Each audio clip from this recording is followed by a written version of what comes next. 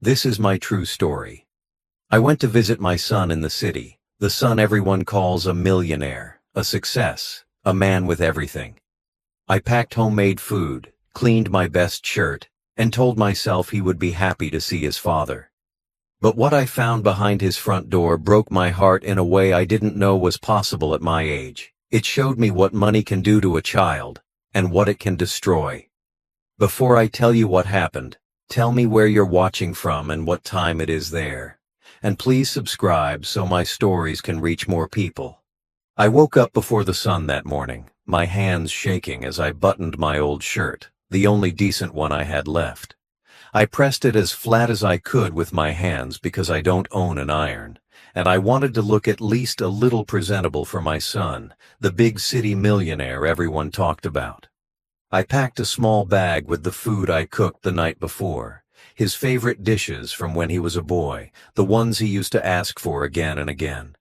I knew he had money now. He could eat anything he wanted, but I told myself maybe a taste of home would still mean something to him.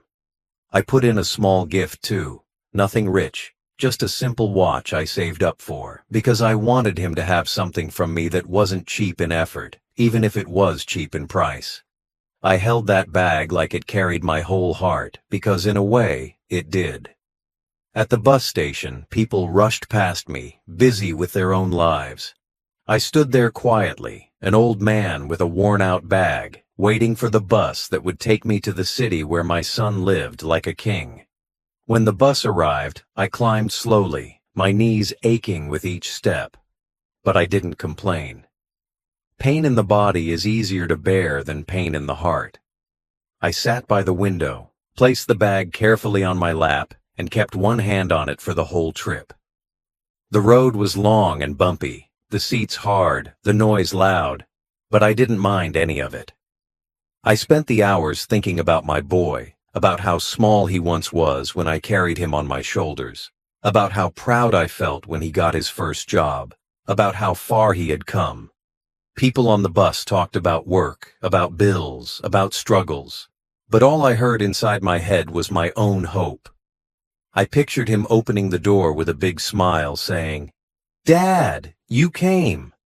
I imagined him taking the bag from my hands, happy to taste my cooking again. I imagined us sitting at his table, just talking for a little while, like father and son should. The closer we got to the city, the more nervous I became. My hands started sweating, my heart beat faster. I hadn't seen him in a long time. He called sometimes, sent money a few times, but visits became rare, and then they stopped. I always told myself he was busy. Important people are always busy. But in my heart, I still believed he had space for his father, even if it was small. When the bus entered the city, the buildings grew taller and brighter. Cars rushed past each other. People walked quickly, wearing expensive clothes and serious faces. I felt small, like a piece of the village had wandered into a different world. But even with all that difference, I kept telling myself one thing: my son lives here, and if my son lives here, then this place can't be completely foreign to me. I got off the bus, my legs stiff and tired. I asked for directions to his address, and people looked at me strangely when I said his name, like they couldn't believe an old man like me was connected to someone like him. Some even smiled politely, the kind of smile that says, "You don't belong here." I walked anyway, step by step, street by street, holding my bag tighter each time I felt out of place. When I finally reached his building, I had to stop for a moment just to look at it. It was tall, clean, shining, with glass doors and security at the entrance. This was not a place built for people like me, but my son lived inside, and that gave me courage. I told the guard his name, told him I was his father.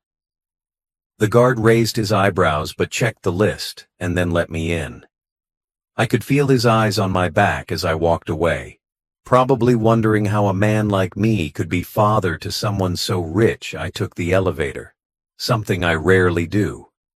My ears felt strange as it went up, my heart beating louder with each passing floor. I looked at my reflection in the elevator door. Old face, tired eyes, wrinkled hands, and I thought, will he be ashamed of me? I pushed that thought away quickly because I didn't want to believe it. I told myself he would be proud, that he would see not just my worn clothes and old body, but the man who gave him everything he could when he had nothing. When the elevator doors opened, I stepped into a quiet hallway that smelled clean and expensive. I walked slowly to his door, reading the numbers carefully so I wouldn't make a mistake. When I saw his number, my heart jumped. This was it. This was where my son lived his big life. I stood there for a moment, fixing my shirt, wiping my hands on my pants, steadying my breathing. I shifted the bag in my arms and held it close one more time, like I was hugging him before seeing him. Then I raised my hand, ready to knock, carrying nothing but food, a small gift, and the hope that for one day I would feel like a father again. As I stood there in front of his door, holding my bag tight against my chest, my heart began to fill with the kind of hope only an old father can understand. I imagined the moment he would open the door. I imagined his face lighting up with surprise, his arms opening wide, his voice shouting my name with joy. I imagined him pulling me inside, telling me how much he missed me, how happy he was that I came all this way just to see him. I imagined him taking the bag from my hands, smiling at the familiar smell of my cooking, saying he had not tasted food like that in years. I imagined us sitting together at a big table in his fancy apartment, me watching him eat the same meals he loved as a boy. Him telling me stories about his life in the city, his success, his friends, his plans. I imagined that for at least one afternoon, I would feel like I still mattered in his world. The hallway was quiet, but inside my head it was full of pictures, memories, dreams. I remembered the days I used to walk him to school, holding his small hand so he wouldn't fall. I remembered the nights I stayed awake working extra hours so he could have things I never had. I remembered the pride I felt when he told me he got his first scholarship, the way he hugged me when he graduated, the tears in his eyes when he left for the city with nothing but ambition and a suitcase. Those memories gave me strength. They made me believe that no matter how long we had been apart, the bond between us was still there, waiting to be awakened. I imagined him dragging me around the apartment, showing me every room like a proud child showing off his drawings. I imagined him telling me about his business, how he built it, how hard he worked, how far he had come, and I imagined myself standing there with my old tired hands, not saying much, but feeling proud enough to burst inside. I imagined him introducing me to his friends one day, saying, "This is my father. He raised me. He made me who I am." I imagined hearing those words just once before I died. I imagined him asking about the village, asking if I was eating well, asking if I needed anything. I imagined him offering me a place to stay the night, maybe even insisting, "Dad, you came all this way," I imagined him saying, "Stay here." And I imagined myself saying yes, feeling warm for the first time in years, feeling like I had a home again, not made of walls, but of love. I imagined waking up the next morning in a soft bed, hearing him in the kitchen making tea for me the way I used to make tea for him. I imagined us sitting at a small table together like we used to when he was young, sharing simple food and simple words, nothing fancy, just father and son breathing the same moment. I imagined him looking at the watch I bought him, turning it over in his hands, realizing it wasn't expensive, but still precious. I imagined him saying he would wear it every day. I imagined the pride in his voice when he told people, "My dad gave me this." I imagined him putting his arm around me in a photograph, smiling not because he had to, but because he wanted to. I imagined him walking me back to the bus station later, staying with me until the bus arrived, telling me to call him any time. I imagined him saying he would visit soon. I imagined hugging him before I left, feeling his strong arms around me and thinking, "This is the boy I raised." I imagined him waving as the bus pulled away, and I imagined myself waving back with tears in my eyes, but happy tears, the kind that come when life gives you back something you thought you lost. These hopes were small, but they were everything to me. They were the dreams of an old father who had nothing left but love. I stood there at his door, my heart full, my hands trembling, ready to knock, ready to believe in something gentle again. I didn't know then that hope can be the most painful thing a man carries. I finally lifted my hand and knocked on his door, not too hard, just enough so he could hear. My heart was beating so loud I could hear it in my ears. I waited, holding my breath, staring at the handle like it might turn any second. But nothing happened, no footsteps, no voice, no sound from inside. At first, I thought maybe he was not home. Maybe he went out. Maybe I came at the wrong time. My heart dropped a little, but I told myself to be patient. So I knocked again, a little louder this time, and leaned closer to listen. That was when I heard it, faint at first, then clearer. There were voices inside, laughter, music, clinking glasses. My son was home. Not just home. He was having a good time. I froze, my knuckles still touching the door. I heard people talking, joking, moving around. Chairs scraped the floor. Glasses tapped the table. Someone turned up the music. It sounded like a party, like a celebration. My first thought was simple. Maybe he couldn't hear me over the noise. Maybe that was all it was. I knocked a third time, harder now, the kind of knock that echoes through a room. But again, nothing. No, who's there? No footsteps coming closer. No door opening. Just more laughter from the inside, more noise, more life that didn't seem to have space for an old man standing in the hallway with a bag of food in his hands. I pressed my ear closer to the door, feeling my face almost touch the wood. It felt wrong, like I was spying. But what else could I do? I had come so far just to see my son. I needed him to know I was there. I needed him to open that door. As I listened, I could make out the sound of his voice. Deep, confident, controlled. The voice of a man who had power and comfort in his hands. It was nothing like the young voice I remembered, but I knew it was him. A father always knows his child's voice. Hearing him so close but separated by one thin door made my chest ache. I told myself again that he probably just didn't hear me.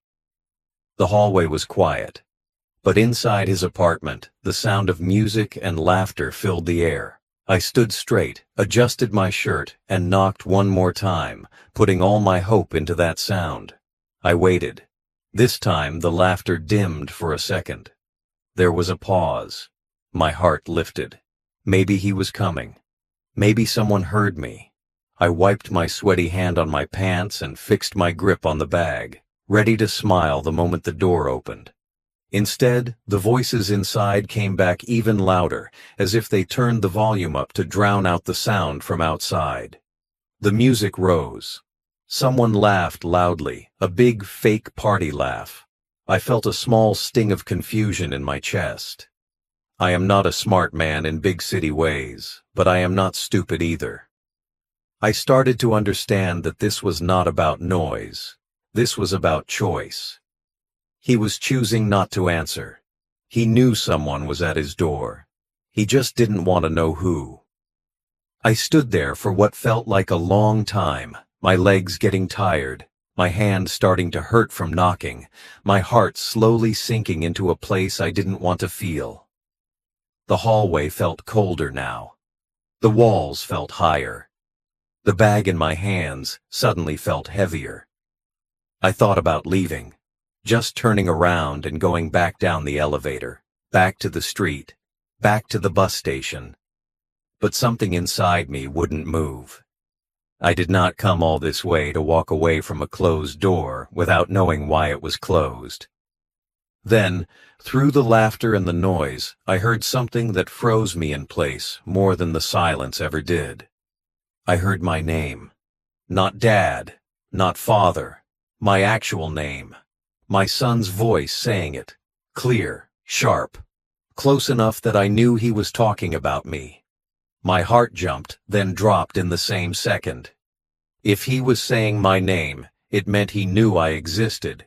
Maybe he knew I was in the city. Maybe he knew I could show up. Maybe someone inside had asked him about me. I pressed my ear harder against the door, every muscle tight, every part of me hanging on his next words. The silence behind the door was no longer about not hearing me. It was about not wanting to. And standing there alone in that hallway, with music and laughter on the other side, and my own name drifting through the wood, I began to feel something worse than being ignored. I began to feel the truth getting ready to hit me. I stayed with my ear against the door, even though my chest already felt tight from the silence. I wanted to believe my son was saying something kind about me, something warm, something that made the long trip worth it. But the moment the music lowered a little, I heard his voice clearly, and each word hit me like a stone thrown straight at my heart. He laughed first, a loud laugh, the kind people use when they want to impress others. Then I heard him say, "Don't worry about my dad." He said it like I was a joke, like I was something to brush off. My heart sank, but I kept listening, because sometimes a father needs to hear the truth even when it burns. He continued, his voice casual and sharp. "He's just an old man from the village." Those words cut me open. All those years I worked in the fields, broke my back, saved every coin to send him to school, gave him every chance I never had. And now I was just an old man from the village. He kept talking, and each word made the hallway feel smaller and colder. "I don't want him showing up here embarrassing me," he said. The people around him laughed, real laughter, not polite laughter. Laughter that said they agreed with him. Laughter that pushed me lower than I had ever been pushed in my life. My hands shook so hard I almost dropped the bag of food I brought for him. The gift I wrapped carefully now felt like something stupid, like something a fool would carry. I stood there frozen, listening as my own son tried to erase me to impress his rich city friends. And he kept going. "He doesn't fit in here," he said, like I was some dirty thing that didn't match the clean floors of his expensive apartment. "He's not someone I want people to see." That was the moment something inside me cracked. I raised him. I fed him. I put clothes on his back. I taught him how to walk, how to hold a spoon, how to speak. And he was ashamed of me. My throat felt tight, and my eyes burned. I bit my lips so hard I tasted blood, just to stop myself from making a sound. A father should never hear his child talk like that. A father should never find out that love he gave so freely turned into shame inside his own son's chest. Then I heard someone inside ask him, "Why don't you invite him? He's your father, right?" For a moment, I held on to that little question like a piece of rope in deep water. Maybe he would defend me. Maybe he would say something good. Maybe he would say something kind. But what he said next hurt worse than everything before. He replied coldly, "He's not part of my life anymore." Just like that. Like I was a stranger. Like I was a chapter he had closed. Like I was someone he wished had stayed far away. He said, "I made myself, not him." Hearing those words felt like a punch to the chest. After everything I did, after every sacrifice, after every night I went to bed hungry so he could eat, he said I had nothing to do with the life he built. He erased me with one sentence. He killed every memory we shared with a few cold words spoken in front of drunk friends. My knees weakened, I almost fell to the floor, but I held on to the wall, trying to stay standing even though my heart was no longer whole. I heard him laugh again, proud of the words he said, proud of the life he created by forgetting the man who gave him everything. The people inside kept laughing too. Their laughter mixed with the music, and it all felt like someone stomping on my chest while smiling.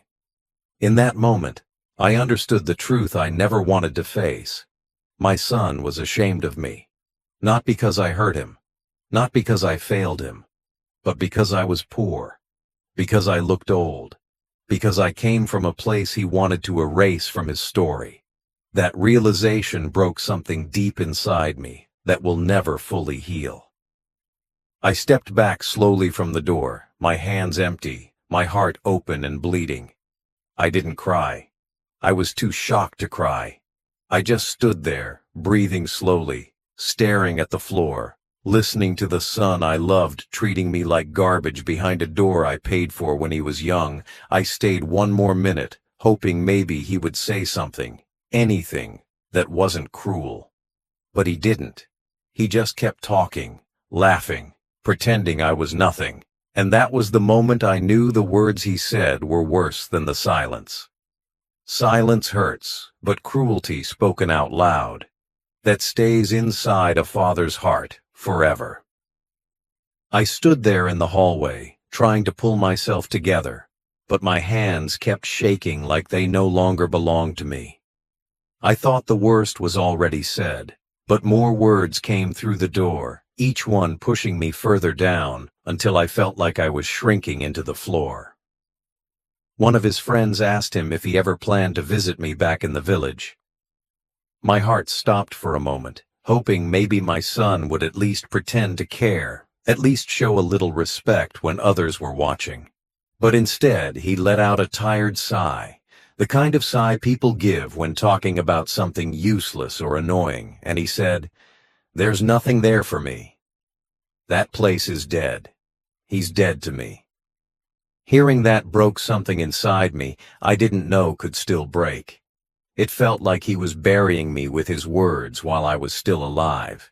It felt like he wanted the world to believe he had no father, like he cut off every tie to the man who raised him with two hands that now trembled from age and work. Then the truth spilled out fully, raw and ugly.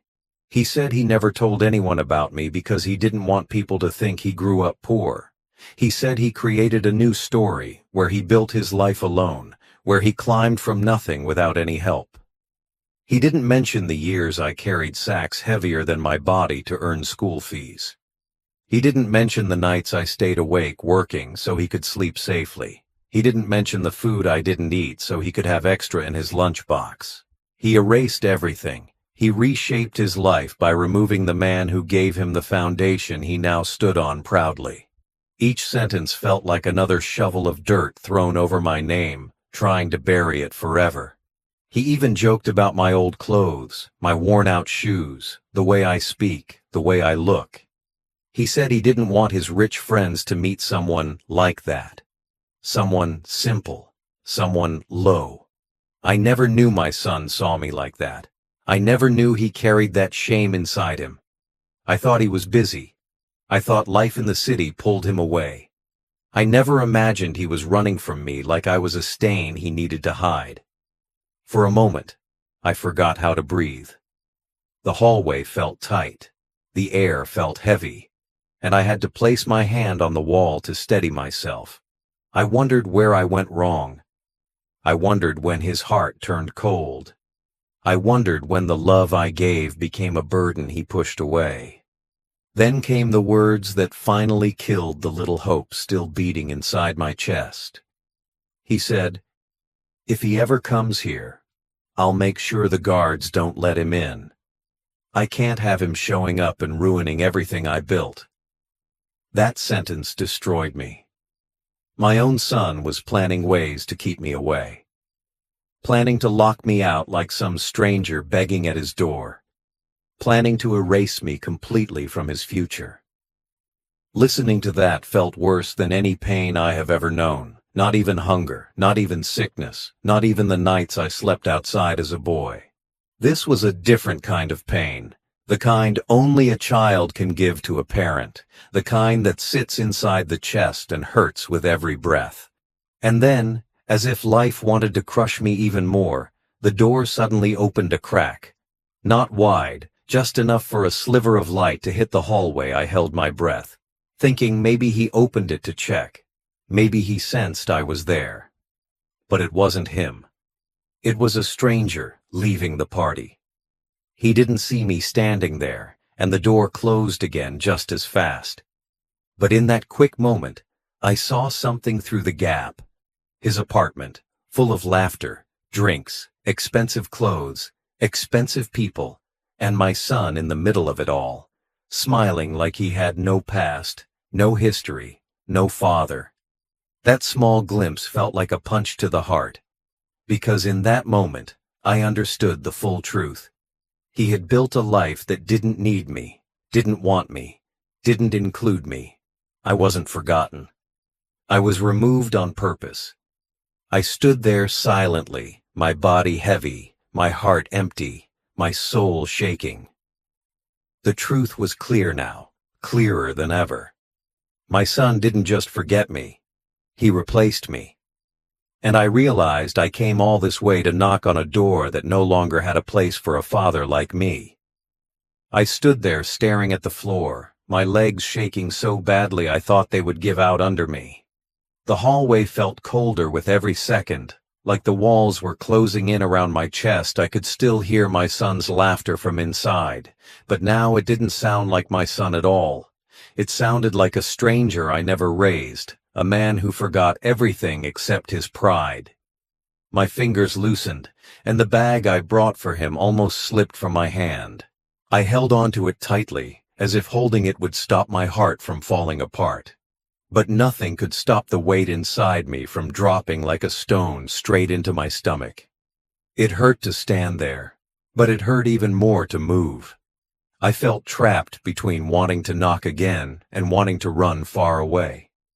My breath came out slow and shaky, the kind of breath you take when your heart breaks quietly inside you without making any sound.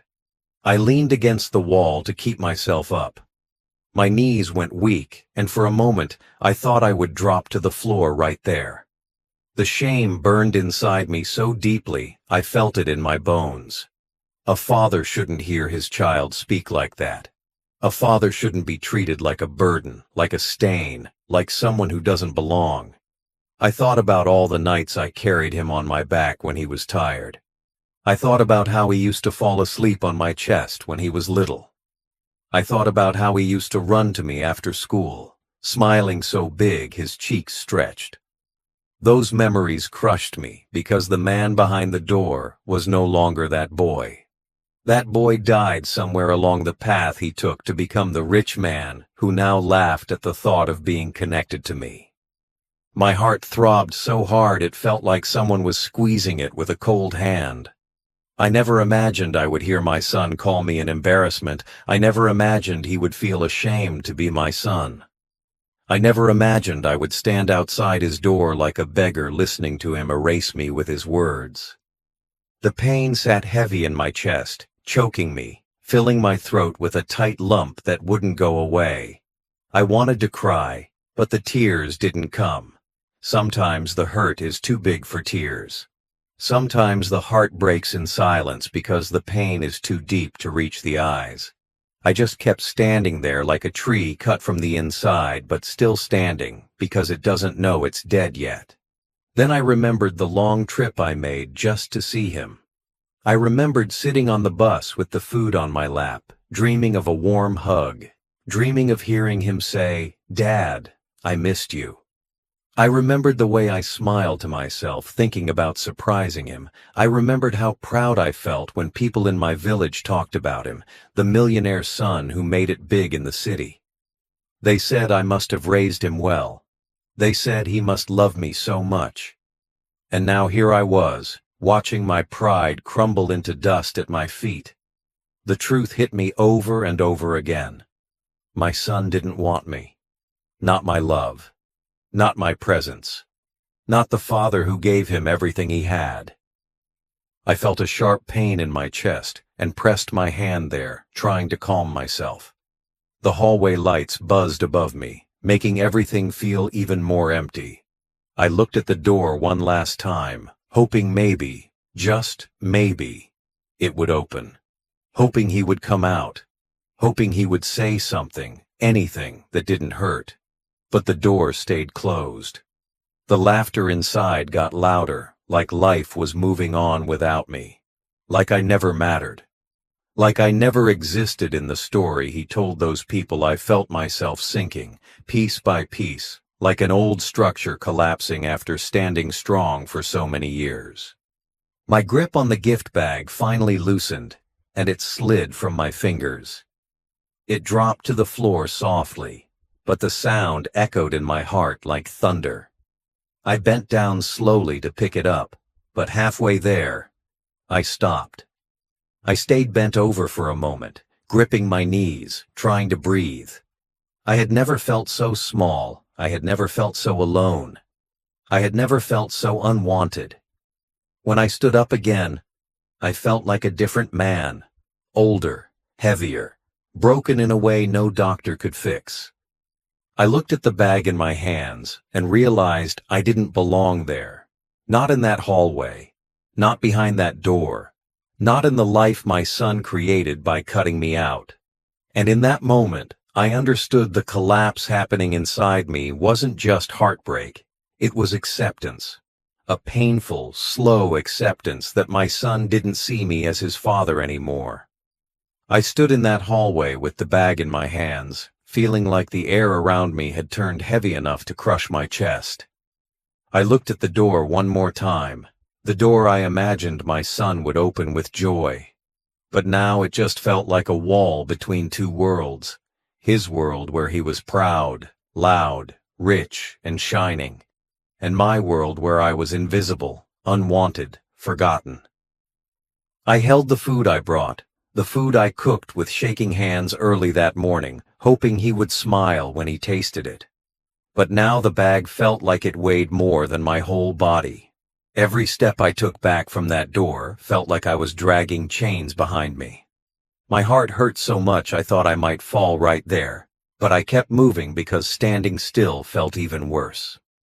I walked down the hallway slowly, each step echoing like a reminder of the love I carried that no one wanted to receive. I stopped halfway and leaned against the cold wall. The pain inside me felt sharp, but I forced myself to breathe through it. I told myself not to cry. I told myself fathers don't cry in hallways where their sons call them an embarrassment. I told myself to stay strong, even though I felt like a cracked old tree ready to fall after years of storms. I looked down at the bag again, the food, the gift, the simple things a father brings when he still believes he matters. And I knew leaving them inside the building would only remind me of the place where I no longer belonged. Then I reached the elevator, and for a moment, I couldn't press the button.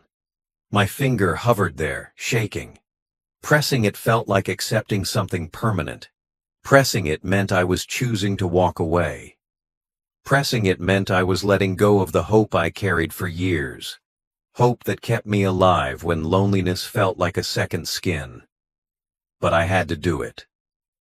So I pressed the button gently, and when the elevator doors opened, I stepped inside with the slow, heavy steps of a man who had aged 10 years in 10 minutes. Inside the elevator, I stood alone, staring at my reflection in the mirror on the wall. I barely recognized myself. My shoulders were slumped, my eyes looked empty, and my face looked older than ever. I saw the pain written all over me. I saw a father who tried, a father who traveled miles, a father who hoped, a father who was turned away without a word. I saw a man standing in the space between love and heartbreak, and I realized I had to let go. Not because I wanted to, but because holding on to someone who doesn't want you only destroys you slowly. When the elevator reached the ground floor, I stepped out and walked past the guard. He didn't look at me. He didn't greet me. To him, I was just another old man walking out of a place too fancy for someone like me. I walked outside, and the cold city air hit me hard, but at least it felt honest. The wind didn't lie. The street didn't pretend. The sidewalk didn't pretend I didn't exist. I walked to a small bench near the gate and sat down, letting the bag rest on my lap. I opened it slowly, took out the food, and placed it beside me on the bench. Not for my son. For myself. A reminder that I came with love, even when love wasn't returned. I sat there a long time, watching the people walk by. People who didn't know my story. People who didn't know the pain I carried inside me. I watched the building where my son lived, trying to decide if I should wait outside just to see him leave, but I knew it would only hurt more. I had already heard everything I needed to hear. I had already seen everything I needed to see. The son I raised wasn't the man behind that door. That man was someone new, someone who grew so far from his roots, he couldn't even see where he came from anymore. Eventually, I stood up again. My legs were weak, but they carried me. I took one last look at the tall building, then turned away from it. I walked down the street slowly, feeling each step in my bones. I didn't rush. I didn't look back. Sometimes walking away is painful, but staying is worse. Sometimes love means stepping back when someone has already pushed you out. And as I walked, I felt something inside me settle. Not peace, not strength, but acceptance. Acceptance that my son had closed the door long before I ever knocked on it. I walked away from that building with slow steps, each one feeling heavier than the last, like I was dragging years of memories behind me. I didn't look back, not because I didn't want to, but because I knew the sight of that place would only cut deeper into the wound already tearing inside my chest. I reached the bus stop and sat on the hard metal bench, the plastic bag of food beside me, untouched, still warm, still waiting for someone who didn't want it. I stared at the cars passing, bright city lights reflecting off their windows, and I felt like I was watching a world I no longer belonged to. The city moved fast, loud, full of life, and I sat there feeling small and forgotten, like an old newspaper left on the sidewalk. I tried to breathe slowly, but each breath felt sharp, as if the cold air was slicing through the inside of my chest. My phone buzzed in my pocket, and for a moment I didn't want to look at it. I feared more pain, more disappointment, more reminders that I had been nothing but a shadow standing outside my son's world. But eventually, I took the phone out with shaking hands. There was a message on the screen. It said, "Dad, were you here? Why didn't you tell me?" Those words felt like a slap, a message sent too late, too empty, too clean compared to the dirty truth I heard behind that door. I stared at the text, thinking about how easy it was for him to pretend he cared when someone else might be watching. He didn't text me because he missed me. He texted because the idea of me showing up might ruin the story he told his rich friends. The message wasn't love, it was fear. Fear that someone might see the father he abandoned. Fear that someone might ask questions he didn't want to answer. I read the message again and again, each time feeling the pain twist deeper inside me. I thought about replying. I thought about sending a simple message. "I came to see you." But then I remembered his laughter. I remembered his words. I remembered how he said I was dead to him. I remembered how he said he didn't want me in his life. And suddenly, the idea of replying felt wrong. I was not going to beg for a place in his world. I was not going to explain myself to someone who erased me. So I slipped the phone back into my pocket and let the silence answer for me. Sometimes silence is stronger than any words a broken father can say. The bus arrived with a loud screech, and I got on slowly, feeling every bone in my body ache. Most of the seats were empty, so I sat near the window. The city looked different from the bus, cold, distant, glowing with lights that didn't warm anyone. I rested my head against the glass and let the ride carry me away from the place where I learned a truth I never wanted to face. My reflection in the window looked tired, older than I remembered, like the night carved new lines into my face. I closed my eyes, hoping to rest, but every time I blinked, I saw the door. I heard the laughter. I felt the words stabbing into my heart again. As the bus drove farther, the buildings grew smaller and less shiny, replaced by worn-out shops, cracked sidewalks, and the kind of quiet that felt honest. I held the bag of food close to my chest, feeling its warmth fade slowly. I thought about the meal I cooked with so much care. I thought about how I imagined us eating together. I thought about how I planned to sit at his table, talk about life, maybe hear him say he missed me. But now, the food felt like a reminder of my foolish hope, a reminder that my love didn't matter in his world. I didn't throw it away, though. I held it because it was the last piece of the dream I had before everything shattered.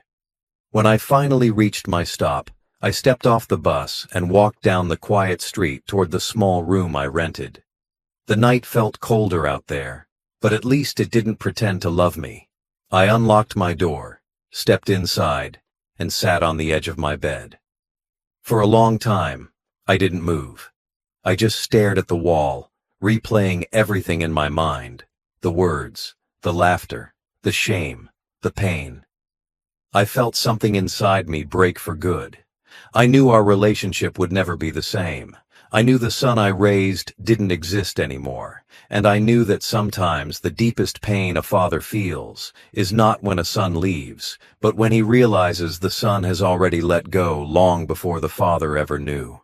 I sat on the edge of my small bed, the room quiet enough for me to hear the slow, heavy beat of my own heart. The pain from earlier still sat deep inside my chest. Like a rock I couldn't lift off no matter how many times I tried to breathe it away. I looked at the bag of food on my lap, the same food I carried across the city with so much hope. Now it felt like a reminder of everything I lost in one night. I thought about sending my son a message, thought about asking him why he said those things, why he threw me away so easily, why he was ashamed of the father who gave him everything. But the longer I sat there, the clearer it became. I didn't need another answer from him. He already gave me all the answers I needed behind that door. He showed me exactly where I stood in his life. And sometimes the truth hurts more when it's spoken clearly. I placed the food on the table and sat back again, letting the cold air wrap around my shoulders like a thin blanket. I stared at the wall, but it felt like I was staring through it, into the past, into all the years I spent raising him, teaching him, protecting him, hoping he would grow into a man who remembered where he came from. I realized then that love alone is not enough to hold a family together. A father can give everything, time, sacrifice, strength, love. But if a child decides to forget, the father becomes nothing more than a shadow, standing outside a locked door. I wiped my face with my hands, not crying, just tired. Tired in a way only a parent can understand. The kind of tired that comes from loving someone who doesn't look back. That night, I knew I had to make a decision. Not for him, but for me. I couldn't keep breaking myself trying to fit into a place where I was clearly not wanted. I couldn't keep holding on to a version of my son that no longer existed. He moved on from me long ago, and all I did was hold on to memories while he erased me piece by piece. So I decided something simple, something painful, something honest. I would stop chasing a son who didn't want to be found. I would stop waiting for a message that didn't carry love. I would stop letting my heart depend on his silence. I would let him live the life he chose, even if that life had no place for me in it. Not out of anger, but out of acceptance. I stood up slowly, feeling my knees crack under the weight of age and sorrow. I walked to the small window and opened it a little, letting the cool night air brush against my face.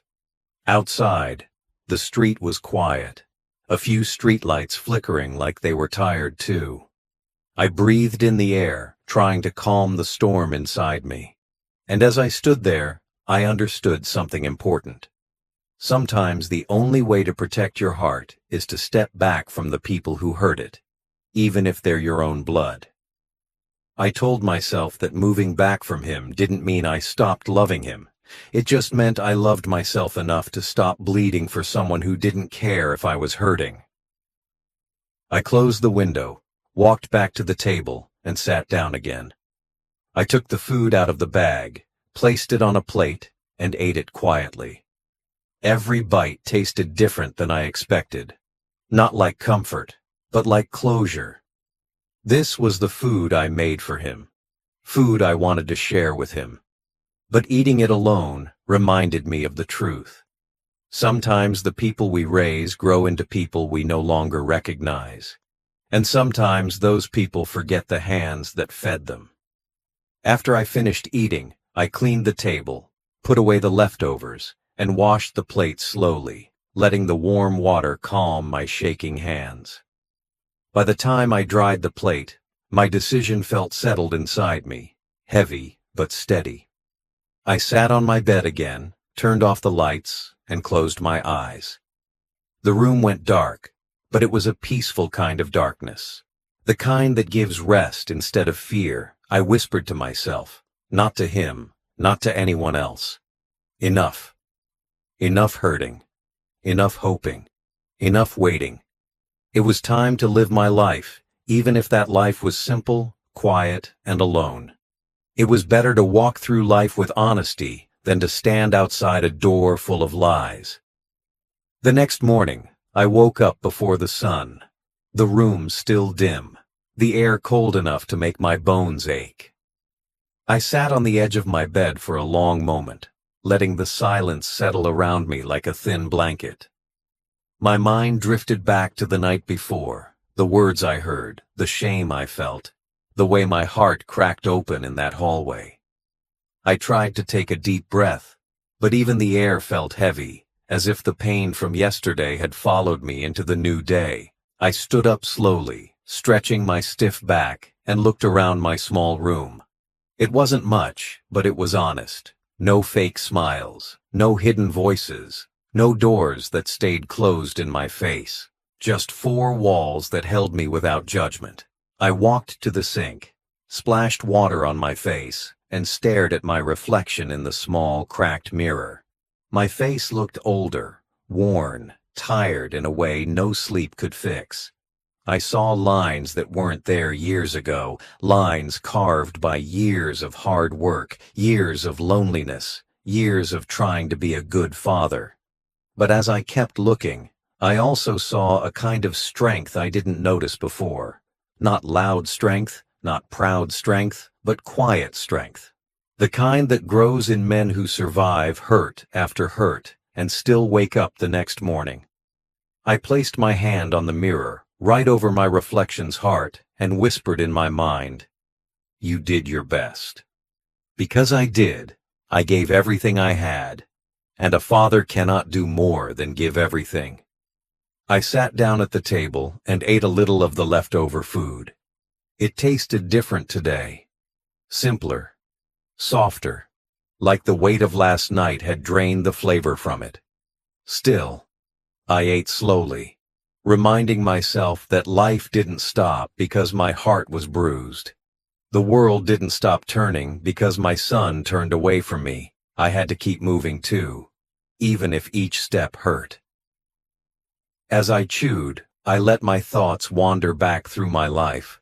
The nights I worked late so he could study.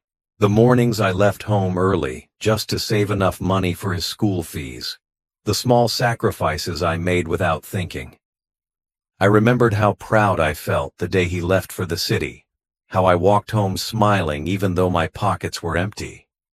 I remembered telling everyone in the village that my son was going to achieve great things. I remembered the pride in my chest when I heard he became a millionaire. And then I remembered the crushing pain of hearing that same son erase me from his life, just to shine in front of others. After breakfast, I stepped outside and sat on the small bench near the door. The morning air was cold, but honest. I watched people walking to work, kids running to school, old men sweeping the street. Life was simple around me. Nothing fancy, nothing shiny like the world my son lived in. But for the first time in a long while, I felt like I was exactly where I belonged. Not because I wasn't good enough for his world, but because his world didn't know how to value someone like me. Someone who loved without conditions. Someone who gave without expecting praise. Someone who remembered where he came from. My heart still hurt, but the pain felt clearer now, like a wound that finally started to close. As I sat there, I thought about the message he sent. Those words, "Dad, were you here?" floated in my mind again, but they no longer twisted inside me like a knife. I realized something important. He wanted me in a way that cost him nothing. He wanted to look like a good son without being a good son. He wanted the image, not the responsibility. And I finally understood that answering him would only open the door for more hurt. So I made peace with my silence. I made peace with letting him live his life while I lived mine. Maybe one day he would feel the emptiness of the path he chose. Maybe one day he would remember the father who raised him. But that was not my hope anymore. A father can hope for many things, but he cannot force love where love does not live. I stood up from the bench and looked at the morning sky. It was turning light blue, the sun rising slowly behind the clouds. I felt the warmth touch my skin, soft at first, then steady. And in that moment, I told myself something true. I may not have a millionaire son in my life, but I still have myself, my dignity, my heart, my story, and no closed door can take those things away from me. I walked back inside, ready to start my day, carrying a quiet strength inside me that no betrayal could kill. My final thought settled deep in my chest, like a calm breath. A millionaire's son means nothing if he has a poor heart. And with that truth, I let the pain rest and walked forward.